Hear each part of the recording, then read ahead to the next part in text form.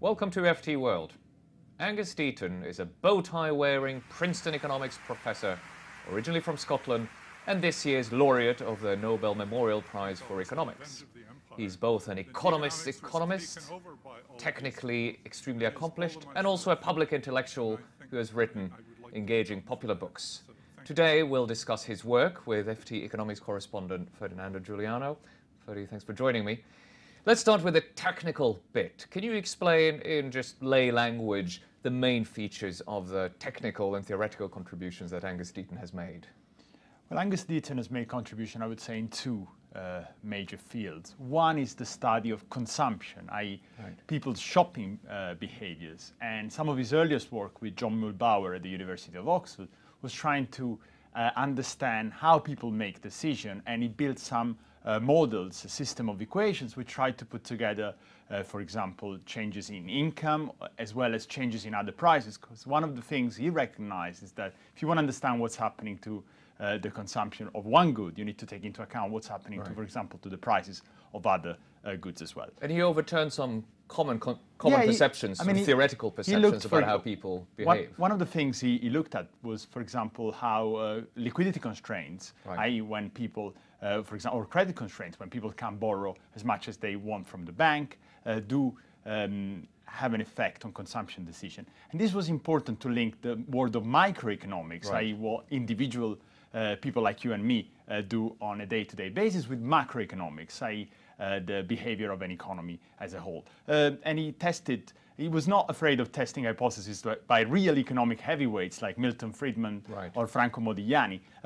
We're talking about other really serious economics professors and Nobel laureates themselves. This seems to go through his work, right? Yes. He wants to take on the biggest theories and see, does this really make sense, both theoretically and against the data? Absolutely. He likes looking at the real data and testing hypotheses. That's one of he's a very meticulous economist. And the second thing? And the second thing is about development economics.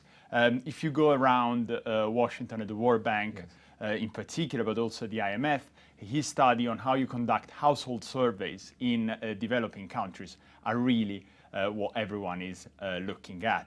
And this is especially to measure poverty. Absolutely. So one of his big contributions was basically to say it's not enough to look at the macro data, the national accounts. You want to go and understand what individual people do, what are their consumption decisions. And this is important in order to understand, for example, how poor certain countries are and who is poor within these countries and what governments should do in order to alleviate poverty. And in fact, I mean, when we think about the policy debate, talking about whether the world has been successful or not in reducing poverty, the reason we can even have that conversation is largely because of Deaton's work on measurement. I find it fascinating to look at how his career starts out with this very theoretical demand equation system estimation, and then very logically follows from consumption to poverty to well-being to inequality. And through 30, 40 years of work, he's also broadened out to talk about things that are really the big questions that also non-economists care about. He talks about happiness, he talks about equality, inequality, and standard of living, even beyond just incomes.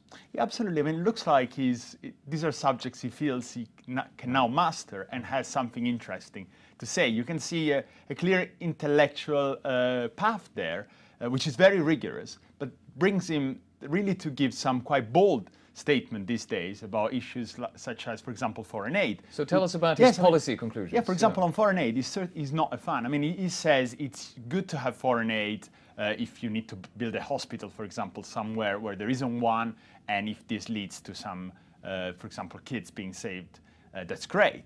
But he thinks there is a kind of dark side to aid. If too much money flows into a country and, for example, takes more than 50% of government revenue, that can be bad because it leads to corruption and it leads to a progressive disengagement between the ruling elites and the people, and that's something he disapproves of. For example, yesterday when I spoke to him immediately after he won the prize, he said one thing he wants to see more of is money being spent for Africa as opposed to in Africa. This means, for example, funding more research in US universities if that leads to really, for example, battling some diseases, some or even diseases which are really important and can lead to massive deaths and poverty in Africa. So he's trying to convey the idea that aid should be thought of as something broader than just giving money to the people in the place where it needs to be. I think that illustrates this combination of clear moral concern for policy and for the most vulnerable,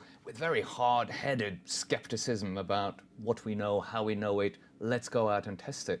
And what we get, I think, is something that's been very good both for economics as a discipline and for the public policy debate. So I think that's the reason why so many people have welcomed this prize. Thank you very much, Ferdinando, for discussing this with me today.